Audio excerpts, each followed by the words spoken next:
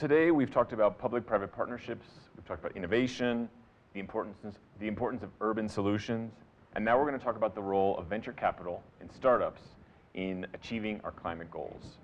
I'm excited to be seated next to Fernando Lelo de la Rea, a key leader of the startup revolution in Mexico. Fernando is the co-founder and managing partner of AllVP, the leading early-stage investor in Latin America since 2012. He also co-founded the Entrepreneurship Center at ITAM, Mexico's preeminent engineering and business institution. Fernando, thank you for being with us today. Thank you so much. Pleasure being with you. To get started, tell me more about AllVP and your vision for Mexico and the Americas. Absolutely. So AllVP is a venture capital firm specialized in early stages in Latin America, or in Spanish-speaking Latin America.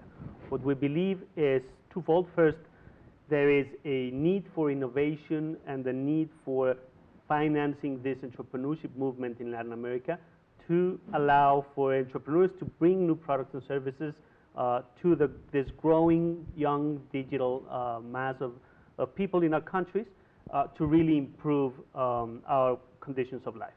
And we need to bring best practices that have been used in venture capital abroad, most importantly in Silicon Valley, and we have to make sure that the asset class becomes a permanent way to foster innovation, to create an entrepreneurial movement, and for it to be sustainable for the long term.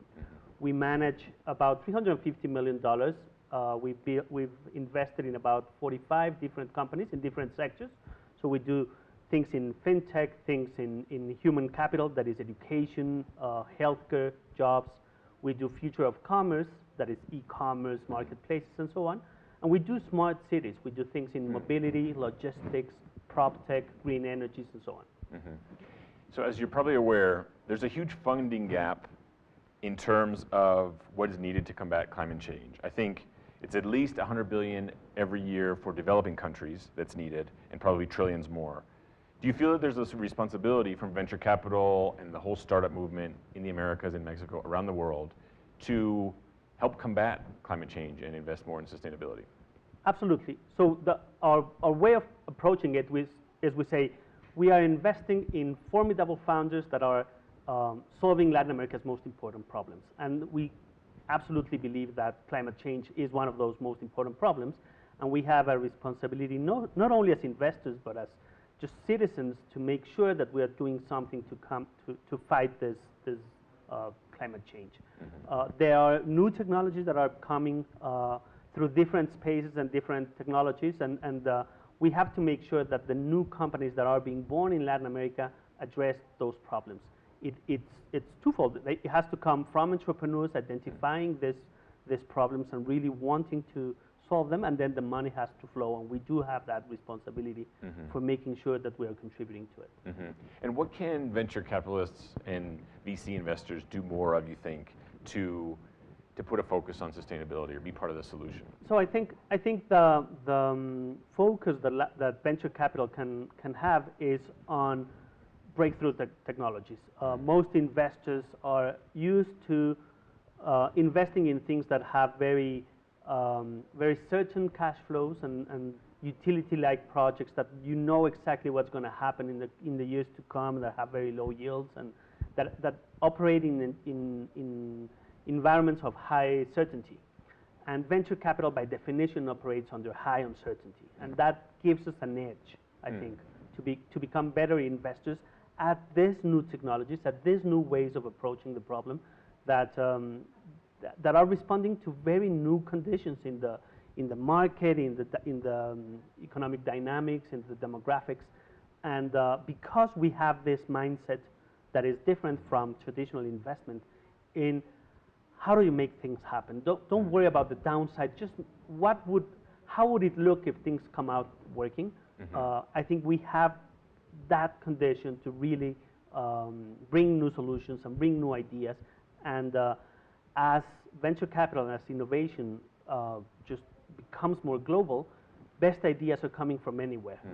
It is not a matter of best ideas just being born in technology centers or in research and development from large institutions and then coming down, but it really could come from anywhere. And I do believe that entrepreneurs that face the problems, that are really seeing how their lives are being affected by climate change, can come up with solutions that then, with support and with resources, can scale to be worldwidely applied.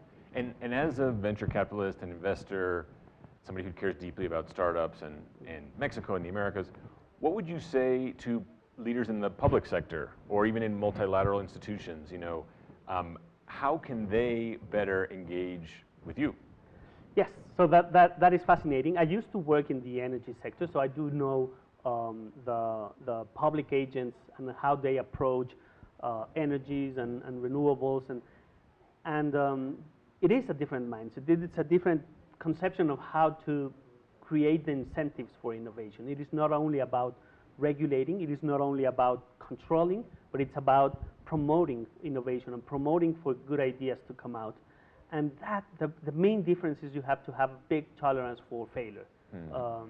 And typically public servants don't have that mindset. And it's very hard for them to say, we're going to try 10 different things and maybe 7 or 8 of them will be big fails.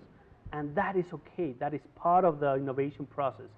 And when you're working with public resources, just the notion that that money will be lost is a big barrier. But you have to think long term. And you have to think, well, if the few winners, if the 20 or 10% of the ideas or the funding comes out to be a huge solution, it will more than pay off for those write-offs or with those failures. And in my experience, that's the hardest part of working on public-private initiatives because you really have to be willing and able to tolerate that failure and patient for the ones that will win, and they will eventually win for sure. And have you seen any positive examples of that, in the Americas through your work? I think there's interesting things going on. I am very bullish about things related to distributed generation. This is rooftop photovoltaic panels. I think there is a massive opportunity there. We do need regulation. We do need to change some part of the way it works to allow for high rises to have solar panels and be what they call community solars.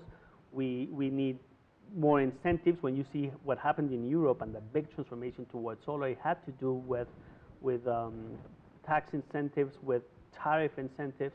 And you have to have the utilities being comfortable that this is not a competition, but that this just grows the pie and it's for the long term. So we have a portfolio company called Enlight that is the leader in Latin America in commercial and industrial rooftops. And the companies that are approaching this with the conviction that they have to change, and it is not only economic sense in the short term, but the long-term sense and congruence that they have in their culture, that is allowing for this company to grow very fast, gain experience, become better at it, and have more and more megawatts installed, and therefore being better at providing the service.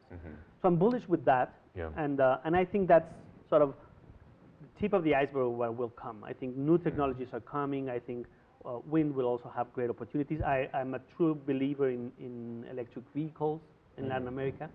So yeah, there's the trends. Many of the technologies are already there. You just have to create the incentives for that to happen faster. So collaboration and partnership, are key to kind of taking that final step. Yeah. So now tell me a little bit about, in your mind and what you've seen, what are some of the most relevant startups in Latin America that are focused on sustainability and climate change? So I would love to say that I'm seeing a lot. It's not the case. We're seeing a drastic change in venture capital in Latin America. That's worth mentioning. We have moved from having roughly $500 million a year from 2012 to 2016 being deployed from venture capital firms into Latin America. That doubled in 2017, doubled again in 18, doubled again in 19, and now we're reaching $15 billion a year in venture capital money being deployed in startups in Latin America. That's huge. That's 30-fold in the last 5 years, and most of it is going to more traditional businesses. I think businesses that are providing new access to people that were typically marginalized from these services. So financial inclusion, inclusion to education, inclusion to healthcare, inclusion to e-commerce. That is the best movement we are seeing now. I do think the next wave will have to come from things that are more differentiated in technology to combat climate change. And again, I'm seeing some things in storage. I'm also very enthusiastic about storage, photovoltaic, and electric vehicles. But I think there's huge other opportunities in other areas, working with the oceans, working on air pollution, and I think Latin America needs to be part of this movement that is international, and just not wait for that to be proven in other markets and then being brought to expand in Latin America, but really being done collaboratively and simultaneously. And are there any specific startups or entrepreneurs that specifically excite you?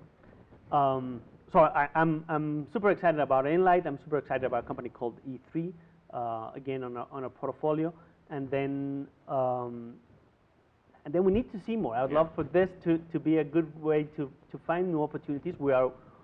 We're willing and avid to invest in climate change solutions with relatively big checks to make them happen. We just need for the founders and entrepreneurs to be convinced and brave enough to do it. Yeah. So the funding is there now, just more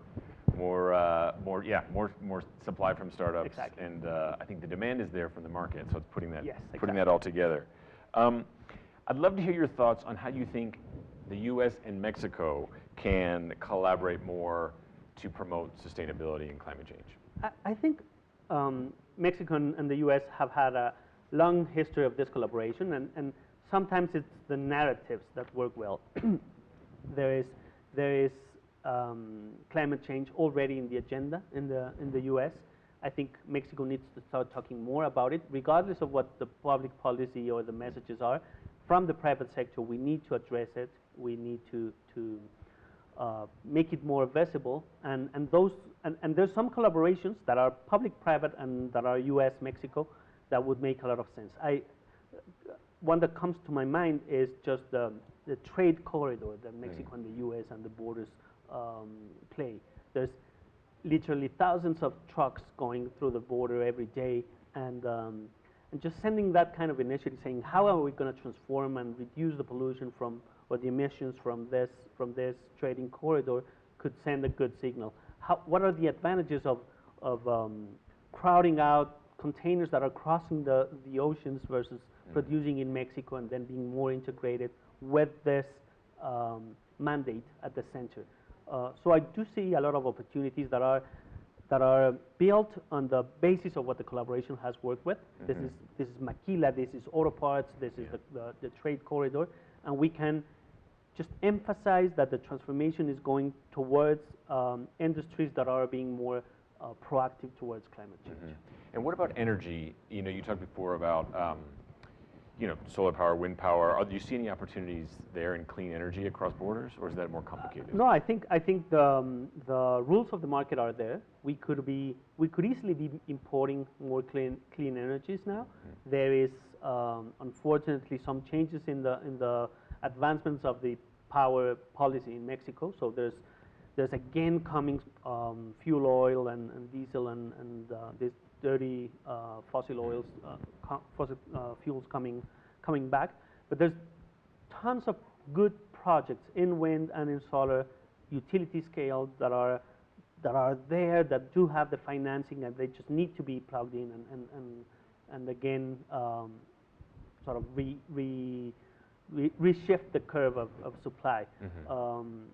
I think there will be a lot of pressure in the short term in terms of power tariffs in Mexico until that comes into place, because as you increase the demand and the demand for power is always increasing, you will have a constrained installed capacity, and the need is for all of the new capacity to come from renewables.